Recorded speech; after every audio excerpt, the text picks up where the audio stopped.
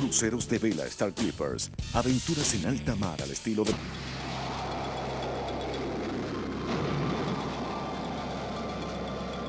Las imágenes fotográficas son tan fundamentales en la actualidad que resulta casi imposible imaginar nuestro mundo sin ellas.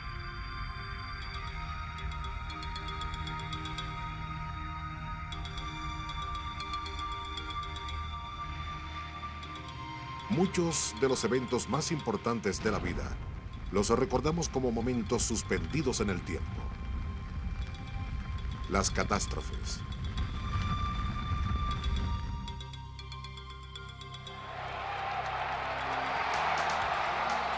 Y las celebraciones importantes. Y todo se debe a los beneficios de la cámara.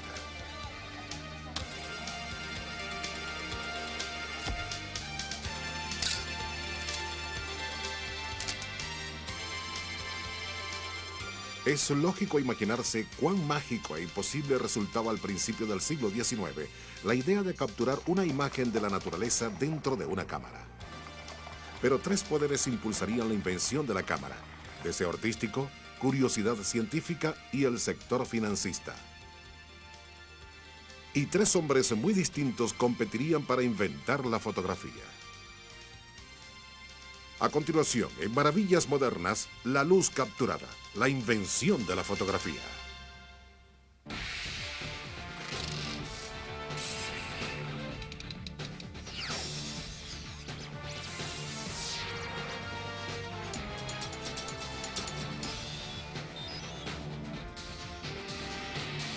Maravillas Modernas.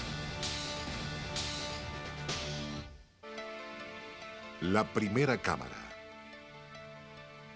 La cámara es una realidad hoy en día. Hay una cámara en casi todos los hogares americanos. No reflexionamos acerca de cómo funciona. Solo apuntamos, enfocamos y apretamos un botón.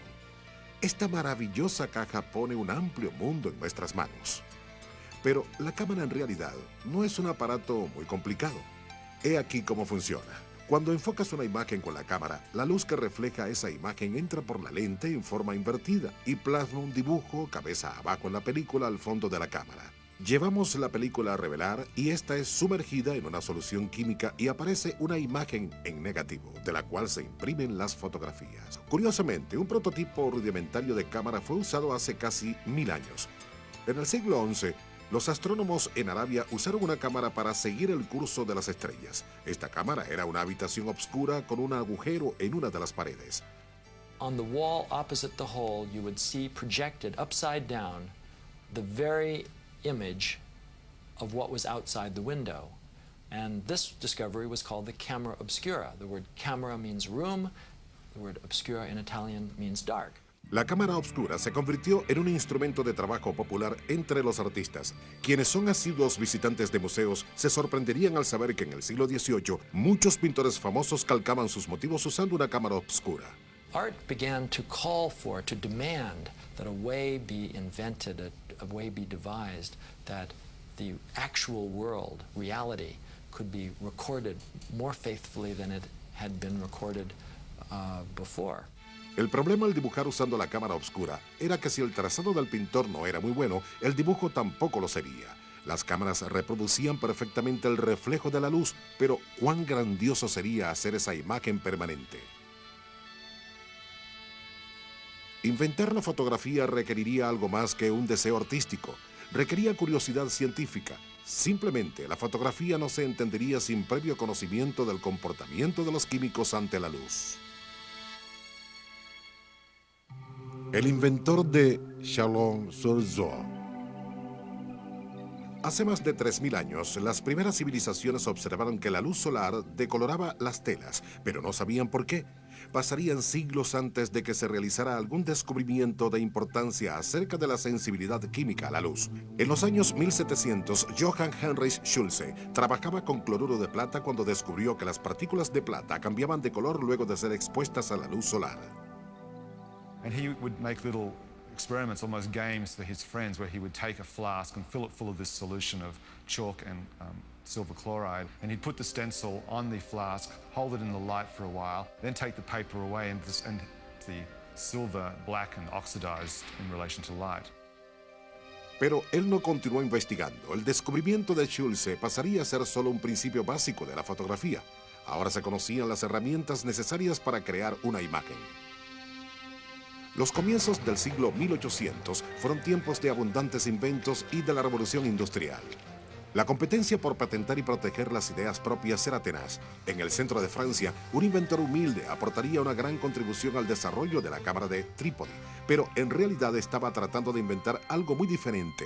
En 1816, en un poblado francés cerca de París, Joseph Niepce se interesó en mejorar el nuevo arte de la litografía para poder hacer copias de obras de arte ya existentes, pero él necesitaba dibujos para hacer experimentos y Niepce no sabía dibujar ni una semilla.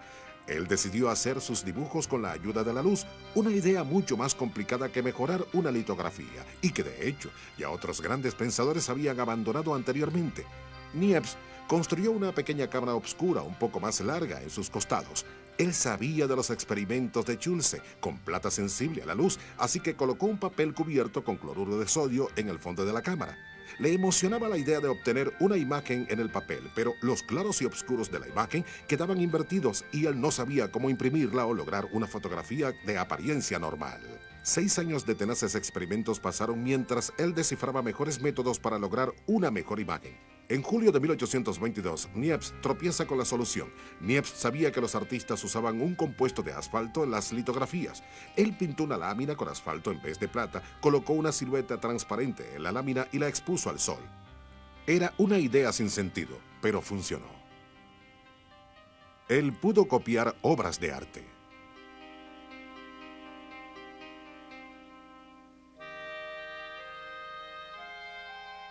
En el verano de 1826, un intento aún mejor vendría. Niepce tuvo éxito en el sueño de muchos hombres. Capturó la imagen reflejada de la luz. He used a crude camera obscura that he had, and he put the plate in the back of the camera obscura, stuck it out the window of his studio, and exposed it to the view out there for 8 hours. El resultado, lo que muchos consideraron la primera fotografía, la vista desde la ventana de su casa de campo. Niepce llamó a este invento heliografía.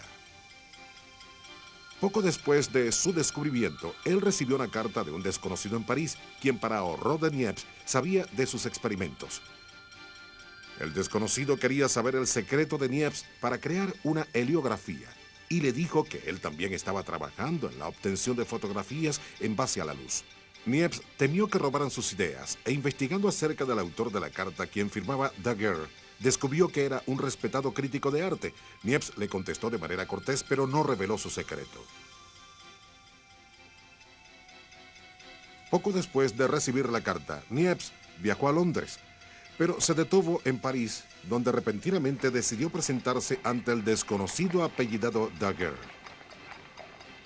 Louis-Jacques Daguerre no solo era un artista, sino también el copropietario de una galería llamada Diorama. The diorama was like Grumman's Chinese Theater in Hollywood, a place that everybody knew about. It was a mecca for tourists. It was a cornucopia of money. It was highly profitable, and it made him famous. El público observaba con asombro cómo los grandes paisajes pictóricos parecían convertirse en otros paisajes diferentes debido al efecto de la luz y a lienzos pintados con luminosidad. Daguerre usó la cámara oscura para dibujar perspectivas correctas en sus grandes pinturas. Él compró las lentes para su cámara al mismo optometrista que le vendió los suyos. De hecho, fue el optometrista quien le contó a Daguerre acerca de los experimentos de Niepce con la cámara. Finalmente se conocieron en enero de 1927. We know Daguerre to be a very charming man. I mean, part of the theatre world. He knew how to smooth palms and get his own way and so on. I think Niepce was quite impressed. Niepce apuró su viaje a Londres, pero se enteró que un revés en la fortuna familiar lo había dejado en la quiebra. Pero estaba más decidido que nunca a continuar sus experimentos con la cámara. E igualmente decidido estaba el empresario de museos parisense, Louis Daguerre. Pronto, Niepce y Daguerre se asociarían en una carrera que terminaría en grandeza para uno y anonimato para el otro.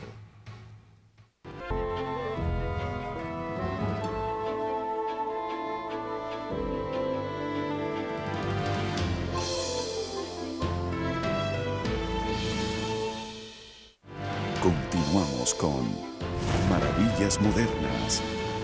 Los dos hombres que trabajaban en el descubrimiento de la fotografía contrastaban en personalidad. Niepce era modesto, cortés y de confiar. Daguerre era exhibicionista y un poco corriente. Niepce tenía estudios científicos en su currículum, pero Daguerre solo tenía una educación pobre. Aún así, Daguerre estaba obsesionado con fijar una imagen en una cámara, pero su ignorancia en química y física le impedían continuar sus investigaciones. Cuando Daguerre se enteró de los experimentos de Niepce, se motivó aún más en perseguir la misma idea. Luego de su encuentro en París, Daguerre escribió varias cartas aduladoras a Niepce y él le decía que continuaría con las investigaciones para lograr una imagen con una cámara. But Daguerre, I think, had kind of fooled Niepce into thinking that he'd got a lot further with his experiments than he actually had. 2 años más tarde, en 1829, Niepce hizo un nuevo descubrimiento y envió los resultados a Daguerre. Niepce había tenido éxito en lograr una naturaleza muerta con su pequeña cámara y le notificaba de sus intenciones de publicar su trabajo. Daguerre pensó que esto produciría ganancias y él quería parte de ellas. Daguerre le recomendó retrasar la publicación hasta que se perfeccionara el proceso. También le ofreció su colaboración y dijo tener una lente 13 veces más rápida que la de Niepce, afirmación esta que resultó ser una gran exageración.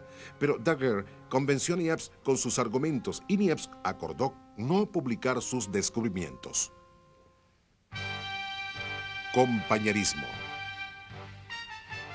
Niepce tenía ya 64 años de edad.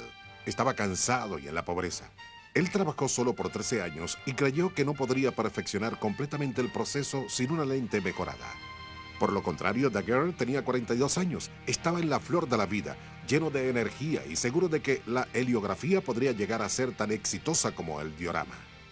Seemed to Niepce that it would be a good idea to hook up with this entrepreneurial younger man who was already quite a famous figure in Paris and who was well connected, that perhaps as a collaboration, this would be a better way to go than experimenting on his own. Daguerre viajó a la casa de Niepce y los dos hombres firmaron un contrato de sociedad por 10 años, pero en los primeros 4 años de trabajo individual, ninguno de ellos había hecho descubrimiento alguno. Entonces, en 1833, sin previo aviso, Niepce muere de un ataque fulminante. Su gran contribución a la fotografía permanece inédita. Sus deudas eran cuantiosas y su hijo Isidoro se vio obligado a vender las propiedades de la familia. Sin embargo, Isidoro heredó la participación de su padre en la sociedad con Daguerre. 2 años después de la muerte de Niepce, Isidoro recibió una carta urgente de Daguerre. Después de una larga espera, Daguerre había hecho un descubrimiento revolucionario. Había encontrado un método nuevo para obtener una imagen con la cámara. Daguerre trató una lámina de plata con químicos y la colocó en la cámara, pero en vez de dejar la lámina en la cámara hasta que apareciera la imagen, la retiró inmediatamente y la calentó sobre vapores de mercurio. Pronto apareció una imagen, pero lucía como una imagen añeja. Este fue un descubrimiento importante que cambiaría el curso de la fotografía.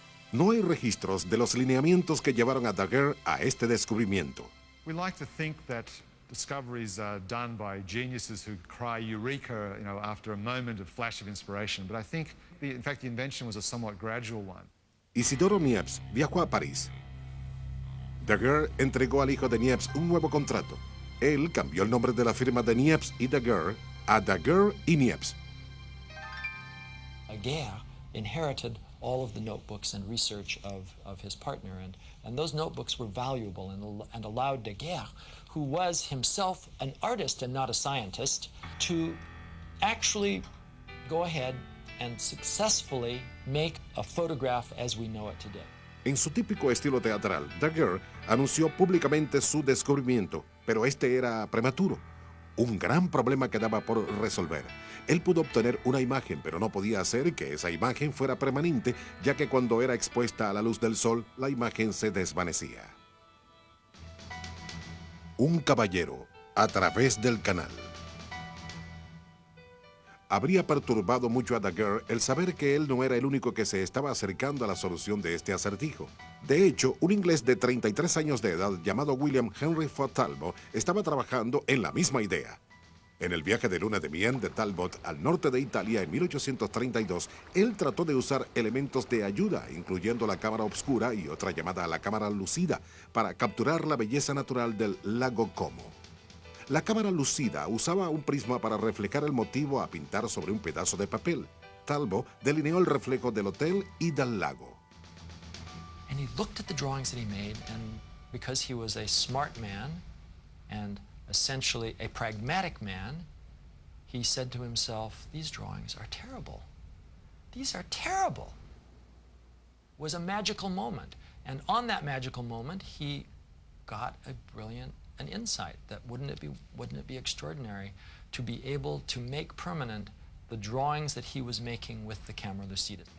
Ignorante de los trabajos de Niepce y Daguerre, Talbot comenzó a experimentar con cámaras diminutas. We have to realize that Talbot wasn't just a kind of arbitrary tinkerer. This was a man who was probably as well educated as any man in Europe was at this time. Sus conocimientos en química y optometría guiaron sus experimentos. Conociendo la sensibilidad de la plata a la luz, Talbot trabajó activamente hasta que hizo un descubrimiento. Aplicó una solución de plata sobre un papel y luego aplicó nitrato de plata, lo cubrió con una lámina de vidrio y lo expuso a la luz solar. Talbot pudo reproducir una imagen en el papel casi inmediatamente, a la que llamó claro-obscuro.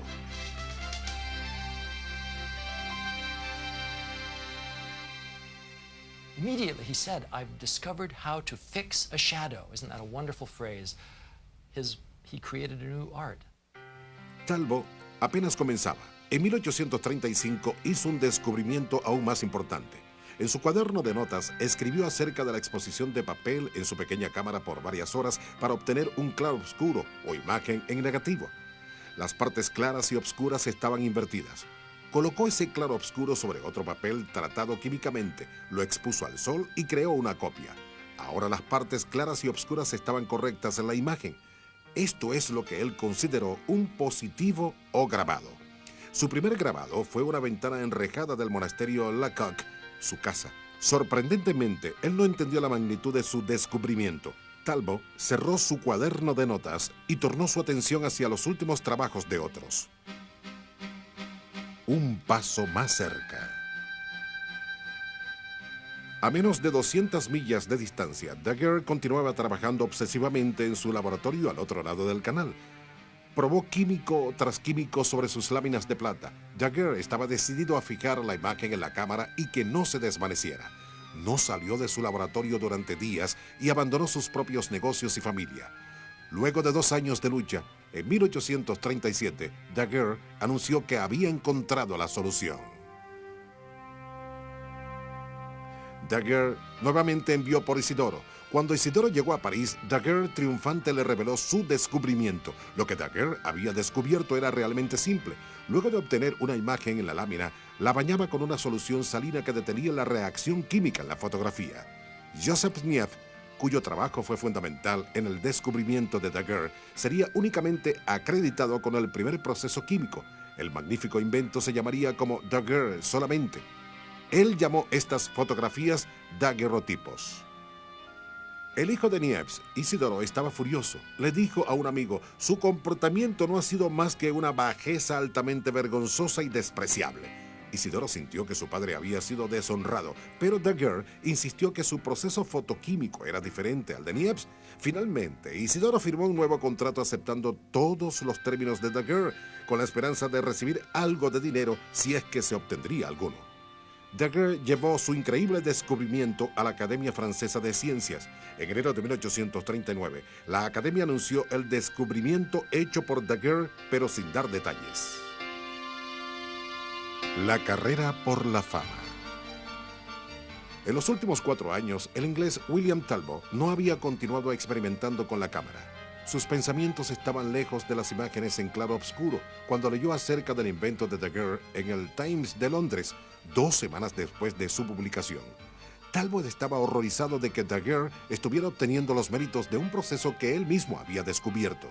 He immediately resurrected his old experiments, made a few new ones, and 2 weeks later, on January 25th of 1839, which is what I call the birthday of photography, Talbot made a presentation to a group of people, to a group mostly scientists, in London, where the first public exhibition of photographs was made.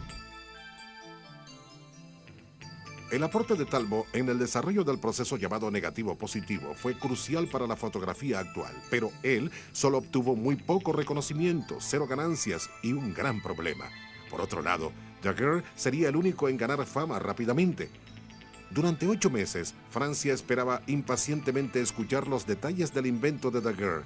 En agosto de 1839, el largamente anunciado día llegó. Las cámaras de la Academia Francesa se desbordaron. La gente se amontonaba afuera. Con gran fanfarria, el proceso fotográfico de Daguerre fue anunciado. La audiencia estaba emocionada. 1 hora más tarde, un hombre se apresuró hacia la próxima droguería para comprar materiales y tratar de hacer daguerrotipos. El gobierno francés premió a Daguerre con 7.000 francos y con 5.000 al hijo de Niepce, Isidore. El daguerrotipo pronto se volvió enormemente popular. Daguerre y otros franceses vendieron cámaras e implementos de fotografía con éxito. They printed handbooks and manuals describing how to make a daguerreotype, and these handbooks and manuals were translated into a dozen languages immediately, shipped around the world, and very quickly daguerreotypes were being made in practically every city that was itself also a trading port. El gobierno incitó a Daguerre a continuar las investigaciones, pero Daguerre sabía que su mayor logro en la vida ya había sido alcanzado. Se retiró a una pequeña ciudad en las afueras de París. Daguerre murió de un ataque cardíaco en 1851 a la edad de 64 años. So Daguerre is the ancestor of one line of photography, which is instant photography, which is the Polaroid process and all processes like it. El mundo estaba listo para recibir el invento de Daguerre. La Gaceta de Francia predijo que la fotografía revolucionaría el arte de la pintura, pero persistían algunos problemas.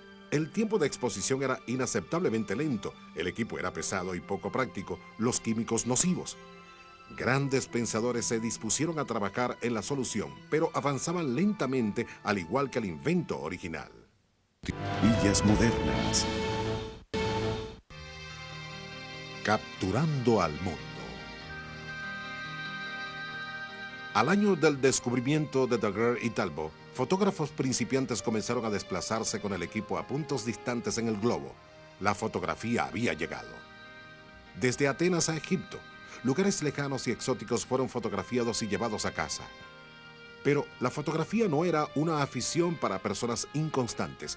Cada lámina de vidrio usada en una cámara de daguerrotipo fácilmente pesaba 2,5 kilos o más, dependiendo de su tamaño. Químicos en botellas de vidrio selladas, cajas y demás parafernalia hacían el equipo difícil de transportar. En Francia había gran entusiasmo por el maravilloso invento de Daguerre, pero el público pronto se decepcionó ante las limitaciones de la fotografía para hacer retratos. Se diseñaron soportes de metal con brazos tipo tenaza para inmovilizar la cabeza del modelo que posaba para la fotografía. Este debía posar perfectamente derecho por cerca de 15 minutos, por lo general sentado directamente hacia la luz solar mientras se tomaba la fotografía. Una revista de sátiras de la época se burló del proceso de Daguerre. ¿Usted quiere tomarle una fotografía a su esposa? Fije su cabeza en una columna de hierro provisional para lograr la inmovilidad necesaria. Apunte la lente de la cámara a su rostro y cuando usted tome la foto, ella no se parecerá a su esposa, sino a su cotorra o a una fuente de agua o algo peor. Lo engorroso de hacer un retrato era solo una de las desventajas de la fotografía de entonces. Si una lámina era revelada incorrectamente, la imagen se desvanecía. El papel usado para las fotografías era defectuoso y los químicos apestaban y eran tóxicos. Aún así, era un negocio rentable.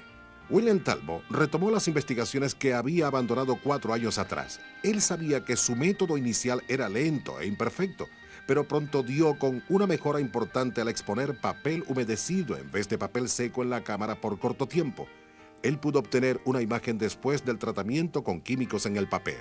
El proceso era más rápido y la imagen más nítida. Talbot llamó las fotografías obtenidas con este método calotipos, del griego, hermosas pinturas. Su madre le recomendó llamarlas talbotipos y ella así lo hizo hasta el día de su muerte. Con este proceso químico más rápido, Talbot ahora podía hacer retratos. La fotografía de su esposa tomada en 1844, uno de sus primeros calotipos, aún existe. Ella posó solamente 15 minutos para este. Durante los siguientes 20 años, Talbot continuó mejorando el revelado y longevidad de las fotografías, pero nunca ganó dinero por sus inventos, aunque trató de patentar sus ideas. Talbot did the unusual. Instead of sharing with the world at large his discovery as a miracle that had been given by nature or by God, he patented the process. Se vio envuelto en pérdidas económicas terribles, además de otros derechos para usar sus procesos. Perdió la mayoría de sus bienes. Con el tiempo, Talbot abandonó por completo la fotografía. En 1877 murió por una falla cardíaca en Laycock Abbey. Su aporte a la invención de la fotografía fue escasamente mencionado en muchos de sus obituarios. Of course, there was always rivalry between France and Britain about which of them had come up with the invention.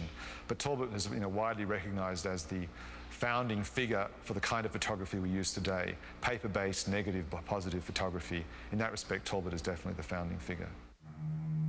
Retratos. Ahora que los retratos eran posibles, su demanda entre una amplia variedad de público creció rápidamente. Aunque parezca extraño, hoy en día órdenes de fotografías de miembros de la familia que habían fallecido no eran inusuales. La tasa de muerte en los años 1800 era bastante alta, especialmente entre los niños.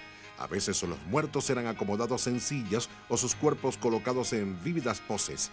Esta práctica fue descontinuada al final del siglo, cuando por razones de salubridad, Austria y otros países finalmente prohibieron a los familiares llevar niños fallecidos a estudios fotográficos. En los Estados Unidos, los daguerrotipos llegaron a ser muy populares. En 1815 se exhibían en muchas galerías. Well, it's hard for 20th century people to realize quite how amazing it was to experience a daguerreotype for the first time, say in the 1840s. They came in these beautiful leather packages like a piece of jewelry. And in fact, when you opened up and you saw the image, which of course is on a silvered plate, it flashes at you like a beautiful jewel. Celebridades, jueces, gente común y presidentes, todos listos para una fotografía. En 1864, Abraham Lincoln posó para el retratista americano Mathew Brady. Todos tenemos una copia de esa fotografía y la mayoría no lo sabemos. Es el retrato en el billete de $5. Tan pronto como los retratos fueron posibles, se hicieron muy populares. Al igual que en la pintura de esculturas, los fotógrafos inmediatamente comenzaron a fotografiar desnudos con fines artísticos y pornográficos.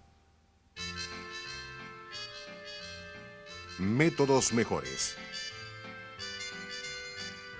Desde 1840 hasta comienzos de 1860, el daguerrotipo tuvo una época gloriosa, pero para mediados de la década sus días ya habían terminado.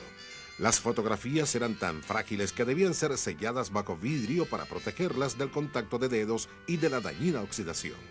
Los daguerrotipos no revelaban bien y un retrato hecho por un fotógrafo de renombre podía costar hasta $1000 comparativamente a los precios de la actualidad, pero algo vino a tomar su lugar.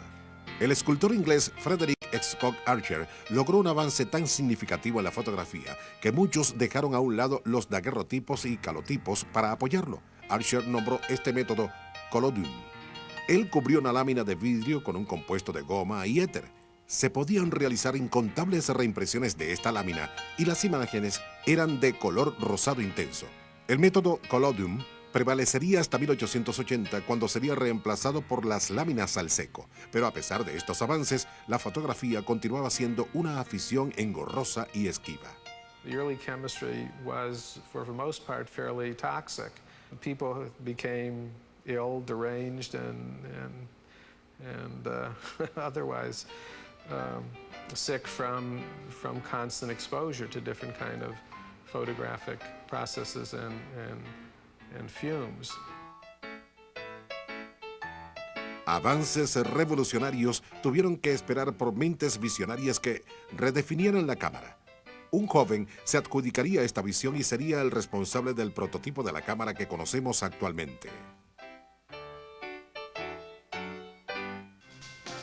La fotografía no fue un invento perfecto desde su nacimiento, pero durante su primera década muchos aficionados la mejoraron. El tiempo de exposición era más corto y las lentes más rápidas, y en los siguientes 20 años vinieron cambios aún más asombrosos que permitieron usar la cámara en formas sorprendentes. From the moment that the photograph was invented, the very fact of seeing that small image on a piece of silver was an enormous incentive to try to find ways to expand it even further. How do we make it bigger? How do we make multiples? How do we eventually get to a faster film so that we can stop action? Se diseñaron cuerpos de cámaras en una amplia variedad de formas y configuraciones. Algunas cámaras fueron diseñadas para usar láminas para daguerrotipos y calotipos alternativamente, otras con una lente tipo fuelle para que el objeto pudiera ser enfocado a diferentes distancias. Las cámaras de estudio variaban en tamaño, desde pequeñas hasta inclusive más grandes que un hombre. Las cámaras estereoscópicas se volvieron muy populares. Pares de imágenes que eran enfocadas con una cámara estereoscópica se fundían en una sola, produciendo la ilusión de una imagen en tercera dimensión. El topógrafo André Disdery diseñó una ingeniosa cámara en 1884 que permitía que varias exposiciones o negativos en secuencia fueran plasmadas en una sola lámina. Él los llamó carta de visita o mapa de visitas. Tuvieron gran aceptación y no eran costosas.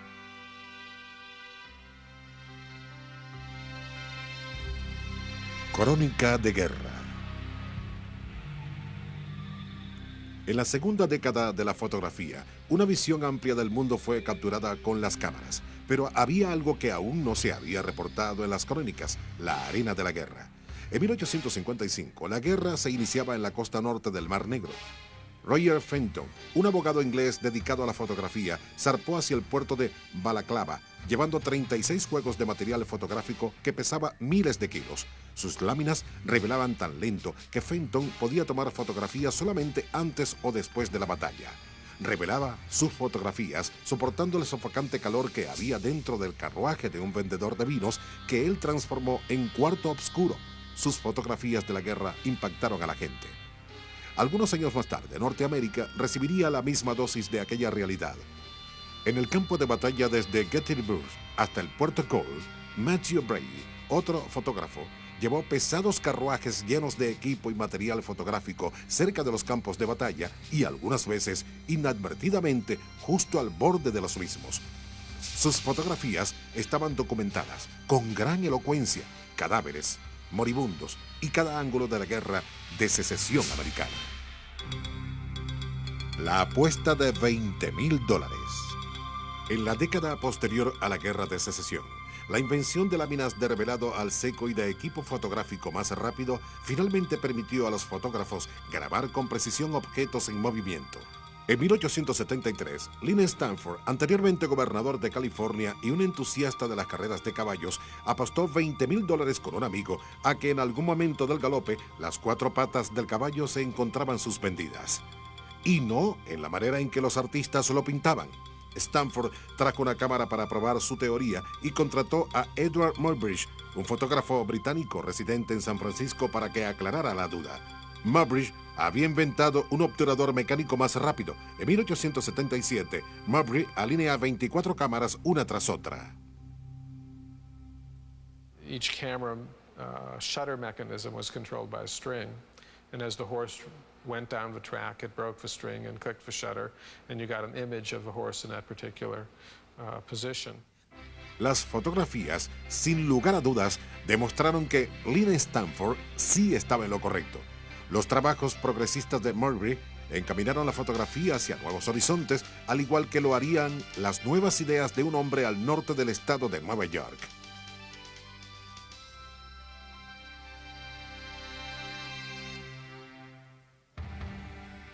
El latonero. Un joven banquero de Rochester, Nueva York, se aficionó a la fotografía durante los años 1870. Su nombre era George Eastman. Su padre había muerto cuando él tenía 14 años y la pobreza forzó a George a trabajar. A Eastman le gustaba reparar cosas. A los 20 años trabajaba en el banco durante el día y en su laboratorio en la noche. Él estaba decidido a inventar una película al seco hecha con gelatina para fotografías de objetos en movimiento que resultara más práctica que los químicos de revelado usados en la época. Luego de algunos meses de experimentos, Eastman realiza su sueño. Diseña una máquina para usarla con la lámina de fotografía en movimiento. Eastman tomó dinero de sus ahorros para viajar por Inglaterra y patentar ambos inventos. El primer invento se vendió bien, pero aún más importante, Eastman estaba ganando fama. Esa reputación sería de gran importancia para su nueva meta, que era diseñar una base flexible de película para reemplazar la lámina tradicional. En 1884, luego de 2 años de experimentos continuos, Eastman comenzó a vender un papel base que llamó films. También diseñó una pieza donde enrollar el films.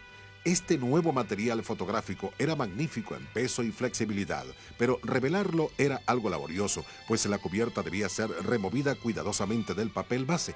También se vendió bien. Eastman continuó desarrollando nuevas ideas y comercializándolas. En 1888 viajó a Inglaterra nuevamente para patentar sus ideas más recientes. He was trying to find a name that was incredibly memorable, that you couldn't forget, you couldn't confuse it with anything else, that would satisfy all patent laws in a variety of different countries, and which he himself said, because of the 2 consonants, Kodak, it sounded like the click of a camera shutter, so that would always remind you of, in fact, what the company was associated with. El primer producto que Eastman introdujo bajo el nombre de Kodak cambiaría el curso de la fotografía. Era una cámara de tamaño mediano y 22 onzas de peso. Esta no fue la cámara más pequeña creada. Cámaras aún más pequeñas fueron vendidas por otras compañías durante la década de 1880, pero Eastman había agregado algo ingenioso a la suya, una película de 50 pies de largo para tomar 100 fotografías. Equipada con un rollo de films, la cámara costaba $25, pero Eastman la ofrecía por 10. Su compañía procesaría el revelado y regresaría la cámara con un nuevo film y las fotografías reveladas al cliente. He marketed this whole process under the slogan, "You press the button, we do the rest." And this was his, way he revolutionized the whole business, because the most unskilled amateur could now take photographs. La cámara Kodak salió al mercado en julio de 1888 y para el asombro de Eastman, en 6 meses se vendieron 2.500 de ellas. A lo largo del siglo siguiente, cámaras de todos los tipos, tamaños y colores fueron diseñadas. Cámaras especialmente para niños las llamaron Brownie. Una especial para damas incluía lápiz labial y polvo compacto para la cara.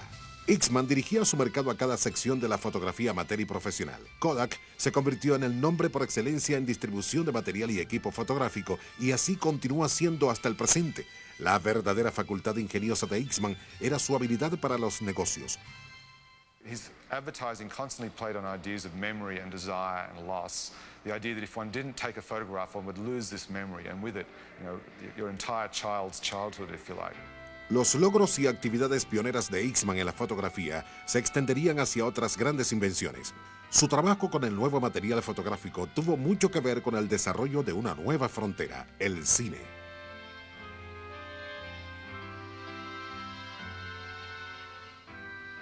Nuevos lentes, nuevas cámaras y una nueva centuria trajeron grandes cambios en la concepción general de la fotografía y el uso que se le daba.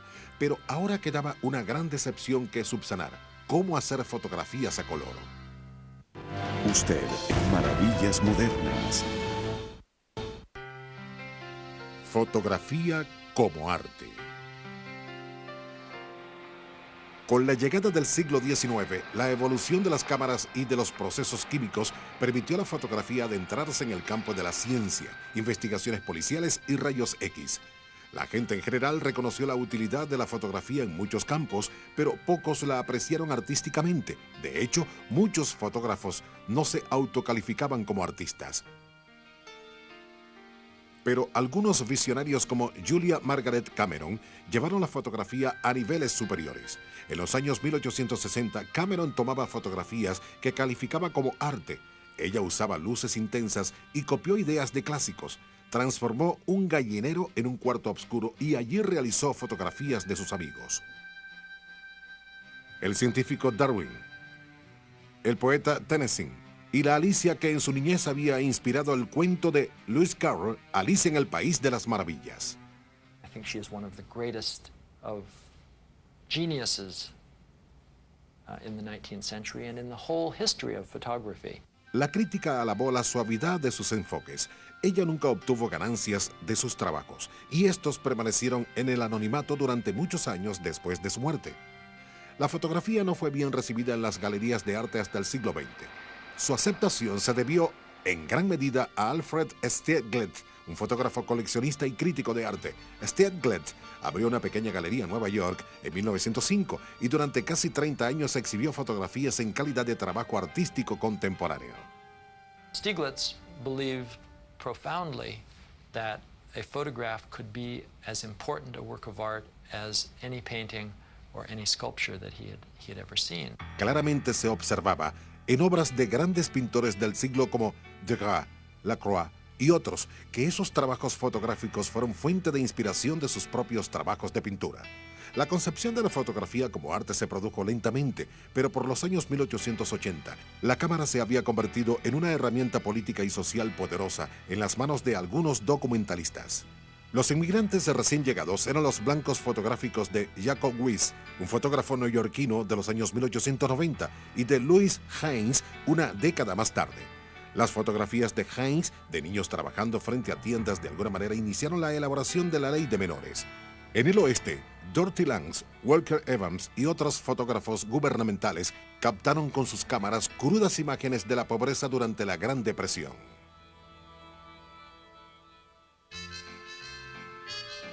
A color. Durante sus primeros 50 años, la cámara se vio bastante limitada por las expectativas lumínicas. La invención del polvo para flash cambió todo esto en el año 1887, pero trajo consigo peligros tales como prender fuego al cabello de las personas, regar bastante humo en el aire y ocasionalmente explotar. El bombillo para flash se comenzó a utilizar en 1930. Con todos los avances ingeniosos en la fotografía, ¿por qué resultaba la invención del color una tarea tan difícil? La teoría de que todos los colores podían ser elaborados partiendo de 3 colores primarios había sido probada por James Clerk Maxwell en 1861. The problem was, of course, how to find a way to capture these 3 primary or secondary colors on a piece of film. Pero dos hermanos, Claude y Lou Lumière, realizaron un descubrimiento ingenioso acerca del color en 1904. Sumergieron pequeños pedazos de papa en cada uno de los colores primarios y los combinaron en una película de fotografía. Estos actuaron como filtros. La película fotográfica, antes monocromática, ahora presentaba colores exquisitos, pero era costosa y poco sensible a la luz. Solo un puñado de fotógrafos profesionales la usaron.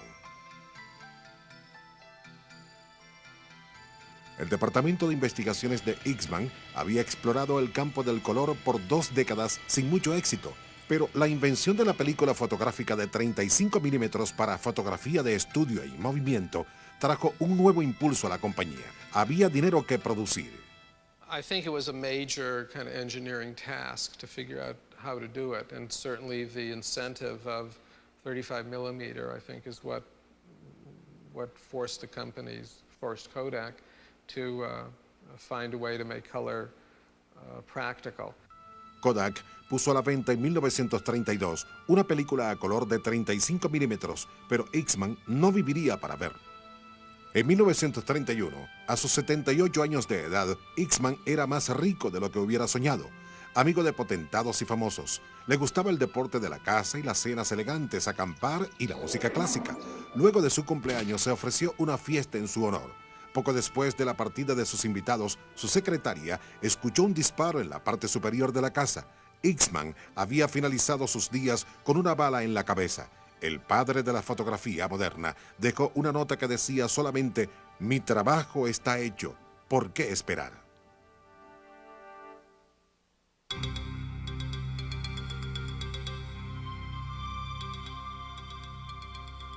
En 2 décadas, un joven astuto en los negocios como lo fue Eastman y tan visionario como lo fue Henry Ford llevarían la fotografía a sus inicios.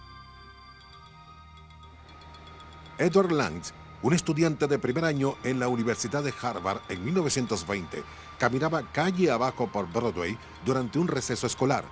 Las luces de los avisos de neón y de los carros que pasaban lo encandilaban, y en ese momento tuvo una idea que cambiaría el curso de su carrera. ¿Y si se diseñara un filtro que eliminara el resplandor de las luces de los carros? Inmediatamente Lange solicitó una licencia para ausentarse de Harvard. Trabajó intensamente por 3 años en un laboratorio de Nueva York. Finalmente, alcanzó su meta. Fabricó un material artificial que solamente permitía el paso de rayos lumínicos que iban en una sola dirección, un término llamado polarización. El resultado, no más resplandor. Pero la Kodak inmediatamente interpretó el potencial de este producto como filtro para las cámaras. En 1934, Kodak firmó un contrato con Lange. Ahora él estaba en el negocio. Lange No estaba pensando en la cámara cuando realizó el invento, aun cuando él acababa de sentar las bases necesarias para un gran descubrimiento en la fotografía, descubrimiento este que él mismo, Lang, realizaría 10 años más tarde. Lang alcanzó su más grande descubrimiento de la misma forma en que lo hizo con su invento inicial, a través de una idea repentina. Lang se encontraba en un viaje familiar en Santa Fe, México, en 1944, cuando su hija de 3 años de edad le preguntó por qué ella tenía que esperar para ver una fotografía que él le había tomado. En ese momento visualizó los elementos necesarios para hacer una fotografía casi instantáneamente. Inmediatamente se dio cuenta que sus trabajos en plástico y polarizadores habían sentado las bases para el proceso de revelado instantáneo de fotografías, pero tomaría 3 años de investigaciones para desarrollar la idea en un prototipo funcional. La película fotográfica de Lang consistía en una lámina de positivo y negativo con un sello en medio. Cuando el fotógrafo retiraba el film usado de la cámara, los químicos se regaban entre las dos láminas, procesando y revelando la película en cuestión de minutos. En 1948 se vendió la primera cámara de Lang a $89,50 a George Marsh en Boston. Más de 5 millones de ese mismo tipo fueron vendidas en el primer año. Hoy en día, las cámaras Polaroid son populares en todo el mundo. Sus imágenes positivas directas son el equivalente al daguerrotipo. It's hard to imagine at this point in time a world without photography. I think it's changed the entire human consciousness of the way that we look at and perceive and deal with the real world. La ambición de hace muchos siglos de capturar la imagen reflejada de la luz resulta tan mágica hoy en día como lo fue entonces, y es posible gracias a un simple pero ingenioso invento: la cámara.